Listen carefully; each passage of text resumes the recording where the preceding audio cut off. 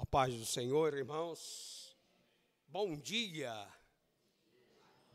É um dia maravilhoso que Deus fez para cada um de nós. Portanto, nós somos gratos a esse Deus.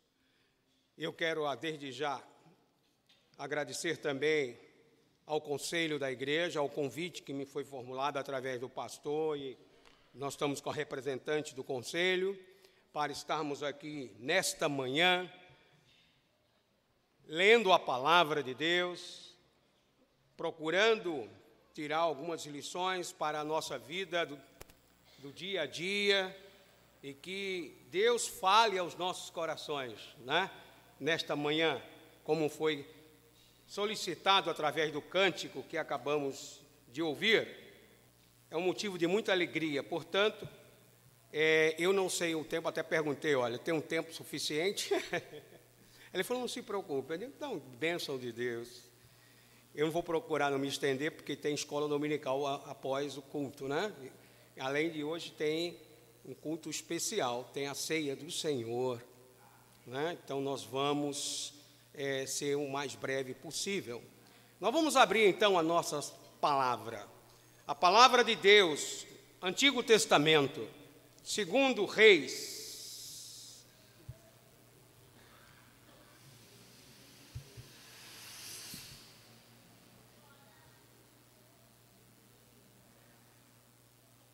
capítulo 2,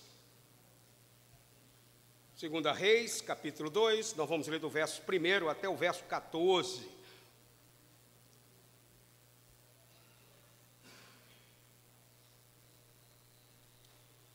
Antes da leitura, nós vamos falar com Deus. Espero que a igreja incline suas frontes. Quem puder ficar de pé, pode ficar. Nós vamos orar ao nosso Deus. Senhor Pai, Todo-Poderoso, Criador dos céus e da terra, diante de Ti estamos nesta manhã para receber a Tua bênção através da Tua palavra e através de Teus ensinamentos. Portanto, Senhor, nesta manhã, dai-nos sabedoria para que possamos entender e compreender a Tua palavra, dai-nos discernimento, dai-nos, ó Deus, iluminação pelo Teu Espírito Santo, para que tudo que seja falado, ouvido, seja para honrar e glorificar o Teu santo nome. Em nome de Jesus, nós te agradecemos. Amém. 2 Reis, capítulo 2, de 1 a 14. Vamos fazer uma leitura alternada? A igreja pode acompanhar? Então, vamos ler. Eu vou ler os versículos ímpares e a igreja lê os versículos pares. O texto é um pouco comprido, mas nós vamos sintetizar esse texto. Quando estava o Senhor para tomar Elias ao céu por um redemoinho, Elias partiu de Gilgal em companhia de Eliseu.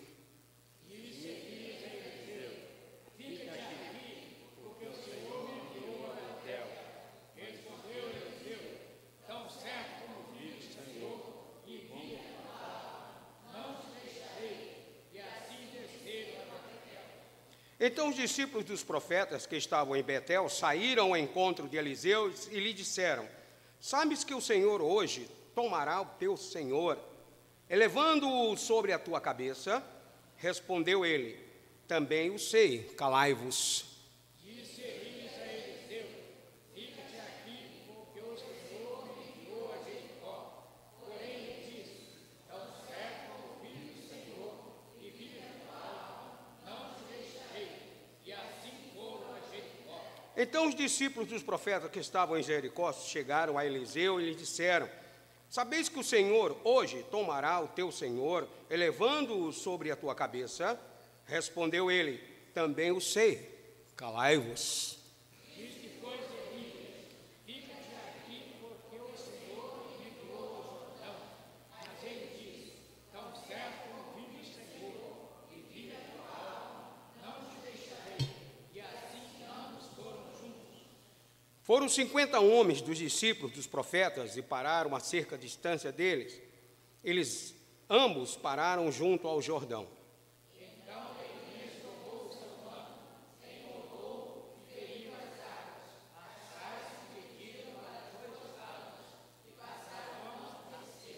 Havendo eles passado, Elias disse a Eliseu: pede-me o que queres que eu te faça, antes que seja tomado de ti. Disse Eliseu: peço-te que me toque por herança a porção dobrada do teu espírito.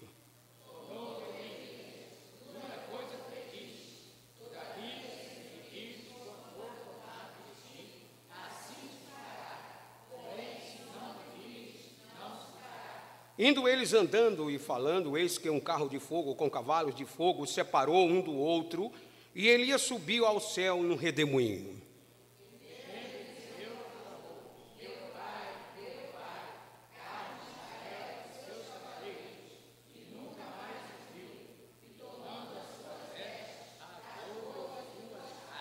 Então levantou o manto de Elias, lhe deixara cair, e voltando-se, pôs-se à borda do Jordão.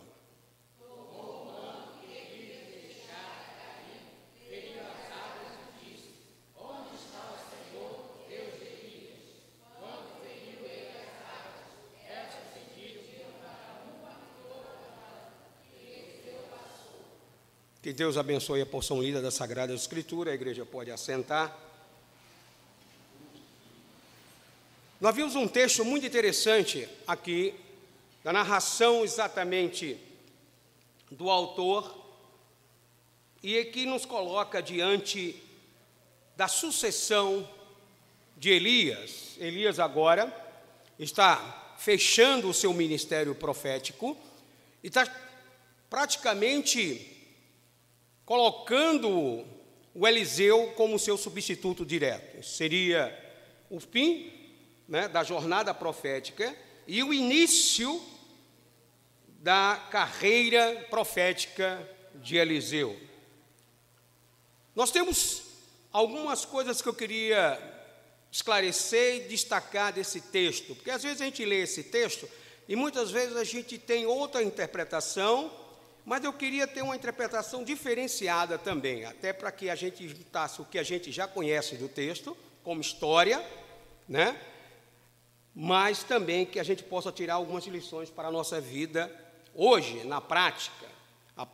E o que a gente pode encontrar aqui nesse texto? E a gente tem aqui alguns aspectos importantes, principalmente para a nossa vida hoje. Nossa vida hoje. Primeiro seria tomada de decisões. A gente até pode colocar como tema: a nossa vida é feita de recomeço. Tomada de decisões. Seria o ciclo da vida. Aqui houve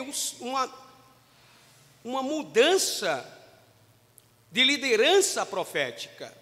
Elias passou o bastão para Eliseu e deu continuidade ao ministério profético.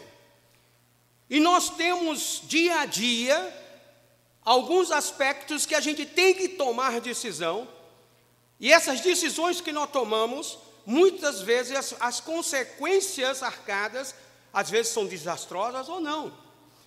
Começamos o nosso ciclo quase que diariamente em nossa vida quando tomamos decisão. Ciclo da existência, ciclo do trabalho, ciclo da família, porque a gente está tomando algumas decisões, a nossa vida está mudando de aspecto, e muitas vezes também a gente está passando o bastão para outras pessoas. Principalmente a gente pode falar no bastão dentro do lar, da liderança, na família. Hoje eu estava aqui atrás, aguardando o início do culto, e já ouvi dizer: Nicolas nasceu. Eu não sei se vocês sabem quem é o Nicolas, mas nasceu. Aí eu pensei, gente, outros já partiram. Houve um ciclo da vida, enquanto uns surgem, outros vão para a glória do Senhor. Olha que maravilha, é um recomeço. A gente pensa assim, como a gente vai tomar atitudes diárias, e muitas vezes a gente tem que tomar atitudes corretas, para que não possamos cair em tentações ou em problemas em nossa vida. E aqui nós vamos tirar alguns aspectos, exatamente para que a gente tome atitudes para essa mudança de ciclo de vida, colocando as pessoas certas nos seus lugares certos, quando a gente não tiver mais a liderança para que dê continuidade aos trabalhos e aos pensamentos que nós temos de sempre estar diante da obediência do Senhor. E eu fico imaginando como a gente às vezes tem o nariz em pé, achamos que somos o dono de tudo, né? Nós achamos que somos o Todo-Poderoso. E quando a gente está no auge, Deus chega para nós e diz: agora eu vou te levar. E você não está preparado. Não está preparado porque você não esperava que fosse tão rápido. Mas já, Senhor.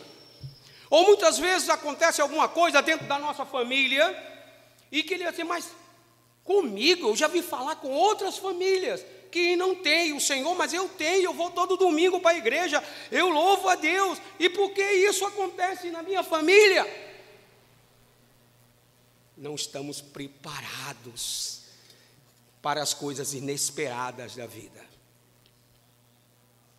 Aqui tem alguns aspectos interessantes. A gente lê o texto, mas não entende muito, principalmente quando Elias fala a respeito da sua passagem, a sua preparação de encontrar com Deus. Já estava terminando o seu ciclo profético. E ele fala sempre: calai-vos. A jornada profética, então, tem um novo início. E aqui a gente tem algumas lições que devemos tirar para exatamente tomarmos decisões coerentes, corretas, ou procurarmos acertar. Observamos que logo no início, Elias diz a Eliseu: fica-te aqui, versículo 2, porque o Senhor me enviou a Betel. Respondeu Eliseu: tão certo como vive o Senhor e viva a tua alma, não te deixarei. E assim desceram a Betel.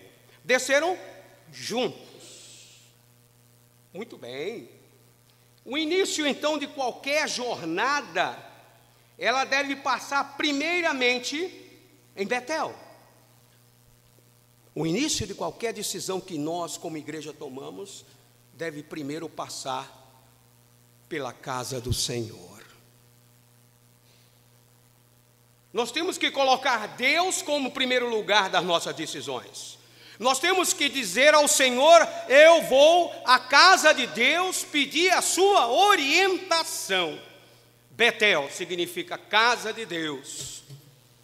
É a primeira coisa que a gente tem que fazer numa mudança de atitude, de ciclo da vida. E eu recebi aqui também uma orientação por parte do pastor da igreja, quando ele falou assim: a família de Maria Vitória está preocupada porque ela vai viajar para o Chile. Se eu não me engano, a mãe é não, o nome da mãe da Vitória, Elzia, né? Aí ela falou: mas preocupada, é uma jovem que está tomando decisões em sua vida. São ciclos da vida. Que Deus a abençoe nessa viagem, que ela seja vitoriosa onde ela for. Ela não se encontra, porque eu ia chamá-la para orar por ela. Mas eu quero dizer à igreja que a primeira coisa que a gente tem que fazer é se colocar de joelhos diante de Deus, em Betel, na casa do Senhor, para pedir orientações a Ele para a tomada das nossas decisões. Mas não para por aí. Vocês percebem que o Eliseu fala para Elias: aonde tu for eu vou atrás, eu vou contigo, eu não te deixarei. Porque ele já estava ciente de que Deus ia fazer maravilhas ali sobre o Elias e que provavelmente ele seria também abençoado pelo Deus Criador de todas as coisas. Mas observamos que continua aquela peregrinação dos dois homens de Deus, os dois profetas, e agora a parada é em outro lugar. A parada que ele faz é a seguinte: nós temos que ir a Jericó. Versículo 4: fica-te aqui porque o Senhor me enviou a Jericó. Porém ele disse: tão certo como vive o Senhor e vive a minha tua alma, não te deixarei. E assim foram a Jericó. Amados irmãos, Primeiro é procurarmos a presença do Senhor, Betel, a casa de Deus.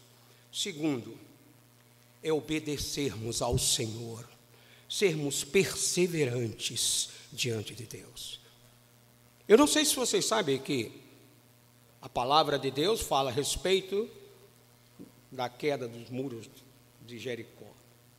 Eles ficaram dias cercando, cantando, gritando, tocando trombetas, as muralhas de Jericó.